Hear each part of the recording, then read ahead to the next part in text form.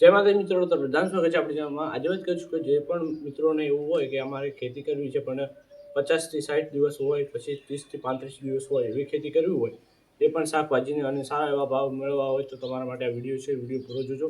આજે આપણે તમને બતાવીશું એવા 10 થી 15 શાકભાજીની ખેતી કે જેથી સારી એવી તમે આવક મેળવી શકો અને તમારે જે પણ આવક છે એ બમણી કરી શકો અને ટૂંક જ સમયમાં, એટલે કે 50 થી 60 દિવસમાં એ જે પણ શાકભાજી છે એ તૈયાર થઈ જશે। તો ચાલો વાત કરીએ। આપણે અહીંયા લિસ્ટ બનાવી છે તમારા માટે પૂરું। આ લિસ્ટની અંદર આપણે ઉનાળુ જે પણ શાકભાજી થતી હોય છે અને કઈ રીતે વાવવાની છે, એટલે કે કેટલા સમયમાં થાય છે તૈયાર, એની વાત કરીશું।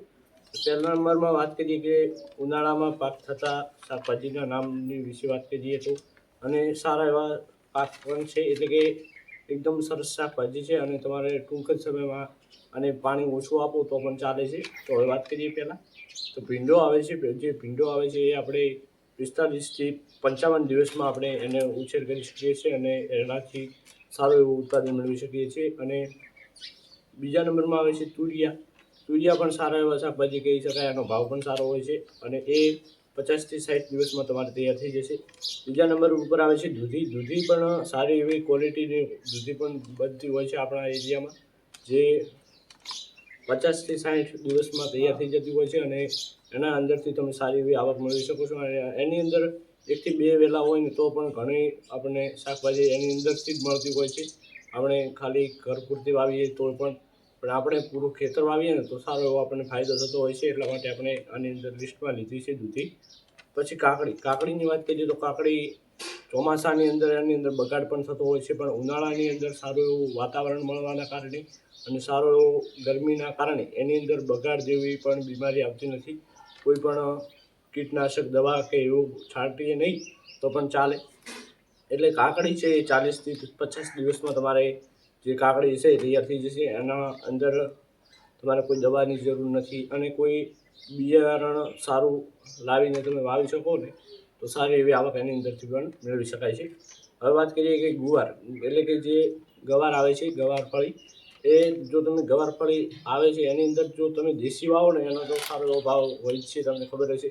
જ્યારે પણ શાકભાજી આપણે વાવીએ ને ત્યારે એનો ભાવની ચિંતા ન કરવાની, આપણે એ શાકભાજી વાવી લેવાની અને પછી જોઈએ ને તો એની અંદર દિવસે ને દિવસે ભાવ વધતા જ હોય છે। આપણે જે શાકભાજી ખાતા પણ નથી એ શાકભાજીનો ભાવ વધતો હોય છે। પહેલા નંબર ઉપર આવે છે જે ભીંડો, બીજા નંબર ઉપર છે તુરિયું, દૂધી, કાકડી અને ગુવાર, એટલે કે જે ગારફળી આવે છે એ પણ દેશી હોય ને તો સારો એવો તમને ભાવ મળશે। એની વાત કરીએ તો 45 થી 55 દિવસમાં એ તૈયાર થઈ જતું હોય છે।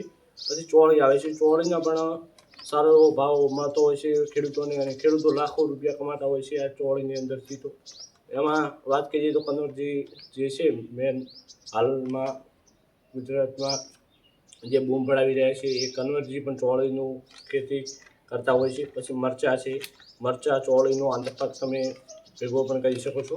પછી રીંગણા છે, રીંગણાનો સારો એવો પાક મેળવી શકાય ખેડૂતો જો તમે સારો એવો એની અંદર મલ્ચિંગ કરીને પણ ઘણા ખેડૂતો એની અંદરથી લાભ મેળવતા હોય છે, અને ઘણા ખેડૂતો એની અંદર મલ્ચિંગ ના કરે, મલ્ચિંગનો ખર્ચો આપણે નથી કરવો તો પણ આપણે રીંગણામાંથી સારી એવી આવક મેળવી શકીએ છીએ। તો ચોળી છે 45 થી 55 દિવસમાં તૈયાર થાય છે। મરચાંની વાત કરીએ તો 40 થી 50 દિવસમાં તમારે જે પણ મરચું હશે એ આવવાની શરૂઆત થઈ જશે। રીંગણ 60 થી 80 દિવસમાં તૈયાર થતું હોય છે અને રીંગણની અંદર સારા એવા ભાવ મળતા હોય છે। પછી વાત કરીએ કંકોડા। કંકોડા એ ખૂબ જ વપરાતી વસ્તુ છે, જે પણ શાકભાજીની અંદર કંકોડા ખૂબ જ સારા એવા વપરાતા હોય છે। એ 55 થી 65 દિવસમાં તમારે તૈયાર થઈ જશે। પછી કારેલા આવે છે। કારેલાનો તો બહુ જ ભાવ હોય છે, તમને ખબર જ હશે મિત્રો। ખેડૂત મિત્રો, જો તમે કારેલાની ખેતી કરો ને તો 55 થી 70 દિવસમાં તમે એની અંદર લાભ મેળવી શકો છો, એટલે કે 55 થી 70 દિવસમાં એ કંકોડા આવી જતા હોય છે અને પછી આપણે માર્કેટમાં ભરાવી શકીએ છીએ। પછી ટમેટા આવે છે। ટમેટા 60 થી 75 દિવસમાં તૈયાર થતા હોય છે। પછી પાલક। હવે આપણે વાત કરીએ કે થોડા દિવસોમાં તૈયાર થતી શાકભાજી, તો પાલક।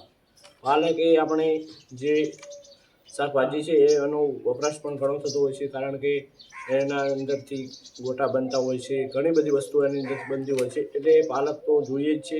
એટલે શાકભાજીમાં જો પાલક વાવવામાં આવે ને તો સારો ખેડૂતોને ફાયદો થતો હોય છે અને એના સારા ભાવ મળતા હોય છે।